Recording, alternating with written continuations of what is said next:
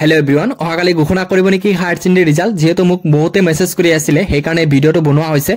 so অহাকালি 6 মে so অহাকালি ঘোষণা কৰিব নেকি হায়াৰ সেকেন্ডাৰী ৰিজাল্ট যেহেতু তোমালোকৰ মনত কোৱেশ্চন হ'ব পাৰে বা বহুতে ভিডিও বনাই আছে সো মোৰ ওচৰত কোনো ধৰণৰ অফিচিয়েল আপডেট আছে নেকি সো ভিডিও হেগলৈকে চাই থাকা যদি এইটো চেনেল নতুনকৈ আহিছা চেনেলটো সাবস্ক্ৰাইব কৰিবা বেল আইকনটি প্ৰেছ কৰি দিবা যাতে সকলো ধৰণৰ নটিফিকেশন ভিডিও অতি সোনকালে পাই যা সো কথাটো হ'ল যে অহাকালি যেহেতু 6 মে অহাকালি ঘোষণা কৰিব নেকি হায়াৰ সেকেন্ডাৰী ৰিজাল্ট যদি অহাকালি ঘোষণা কৰে হায়াৰ সেকেন্ডাৰী ৰিজাল্ট তেন্তে কেতিয়া ঘোষণা কৰিব সো এতিয়ালৈকে কোনো ধৰণৰ শিক্ষামন্ত্ৰী ৰনজ পেগু যোনটো আশাকৰ যোনটো চেয়াৰম্যান সো এতিয়ালৈকে কোনো ধৰণৰ অফিচিয়েল আপডেট দিয়া বা নটিফিকেশন কোনো ধৰণৰ